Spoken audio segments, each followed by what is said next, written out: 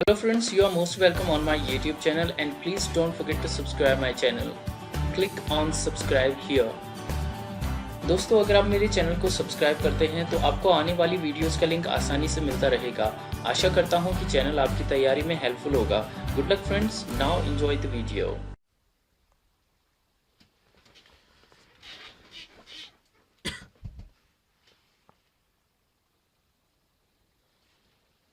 Hello friends, as you can see we are just continuing the 15th century. After Shakespeare, we had discussion about Sir Philip Sidney, and we were carrying on the Fairy Queen. Okay, here Fairy Queen. So let's go ahead. Here the Fairy Queen. The Fairy Queen is an allegory. It is the most remarkable allegory, and three allegorical strands we see there. The 12 knights represent 12 virtues. Okay, the second one was religious allegory and plus ethical allegory description. Okay, I have written that on page number 76 for the books I study, and in those books I usually make the notes so that I can read them in details if I don't remember the description of the work. So Red Cross, Knight, Anna, Saturn, Dragon. You will find these things if sometimes we find the question in our exam paper that which are the characters in that work. Okay, so simply we have Red Cross, Knight, Anna, and we have Saturn and Dragon. Here we have the third one. The Red Cross Knight is Sydney. Okay, it represents Sydney. Anna, religious and Protestant church. We know that there are Catholic church and Protestant church was there. Duessa, Duessa, Duessa, Mary Queen of Scott, and she was Catholicism.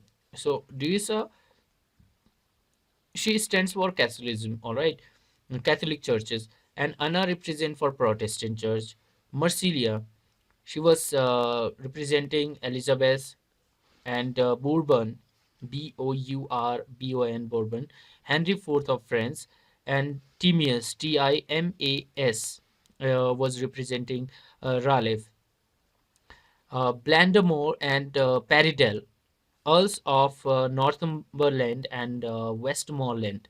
That these are the places, and these are the representation. If we talk about allegory, allegory is a work. Then we have some people that who are representing some other people and other ideas, other things, other traditions.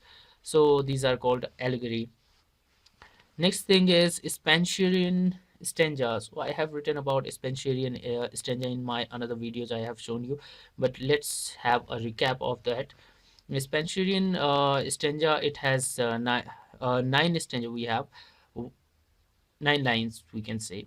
A B A B A B B C B C C. The last line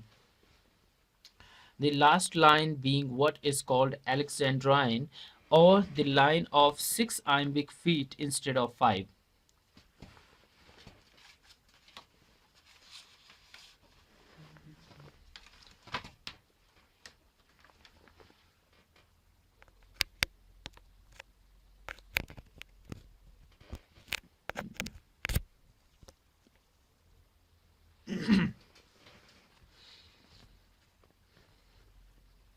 Characteristics of Renaissance in Spenser's poetry. If you find that, hopefully you find it useful for you. Spirit of adventure and love for active life, sensuousness and love for beauty, and influence of classical learning. So you will find these things. Whenever we talk about classical learning, we say that the writer or the poet is concerned about the rules, okay, not the feelings. So there are two important words in English literature, like romantic or romanticism, and second is classic or classicism. All right. So if you are classic, you think of rules. You want something be perfect, and if you are a romantic person, you will think of imagination and the feelings. Okay, you don't go with rules, too much rules. Next thing, we have Shakespeare himself might not have achieved so much if Spencer had not lived and labored. Ranwick comments commented over the life of Spencer. He tells that the life of Spencer, the works of Spencer are important. Okay, he gives the credit of Shakespeare's work to Spencer too. That if there would be no Spencer, Shakespeare himself might not have achieved so much. Contribution to English. So Charles Lamb called him poet's poet. It is also a question which has been asked several times in several exams, literature exams. So Charles Lamb called him poet's poet. So who is poet's poet? So we know that it is the answer is Spencer. So Spencer, to me, there is another, like Shakespeare pays a glowing tribute to Spencer. Spencer, to me, whose deep conceit is such as passing all conceit need no defense. Thou lovest here the sweetest melodious sound that Phoebus lute and the queen of music makes. So you can see, you can write down also these quotations in your notes so that it becomes sometimes interesting. When we read such quotations, we understand the value of a writer. Sometimes we ask questions to ourselves, why to read Spencer, why to study Shakespeare, and what is the profit of studying? There's only one profit, that if you are just studying for exam, you will say the profit is that I will clear the exam and then I will get the job.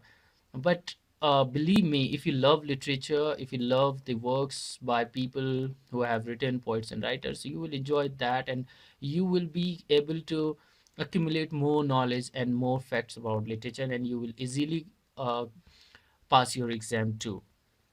Okay, so don't just study for this is my, right now you have exam, so study for exam, but give some free time to English literature if you have that that in your curriculum. Here I have written some other facts. You can see Daffodils is by Wordsworth. It was asked to Daffodils, who has written to Daffodils in when I was in the exam, Chandigarh department. All right, so they asked the question that who has written to Daffodils, and I didn't know about to Daffodils, who has written Daffodils, and I selected Wordsworth. Then I came back and I made this note that when I was searching over internet. Okay, Daffodils was written Wordsworth. To Daffodils is written by Robert Herrick, and The Daffodils Field is written by John Masefield. So don't be confused between these works, and hopefully you will not make mistake there. So in VS title, Poet's Poet and the Second Father of English Poetry. So who is called the second father of English poetry? Spencer. Who is called Poet's Poet? Spencer. And who called him Poet's Poet? It was Charles Lamb. So you can see. In next video, we are going to talk about the Christopher Marlowe, and he's also, after Shakespeare and Spencer and Sidney, he is the most, we can say, famous writer and the dramatist of this particular age. So we'll be discussing about this one, Christopher Marlowe, in next video. Uh, Keep in touch. Bye bye. Take care, and please, please, please, please do share my videos.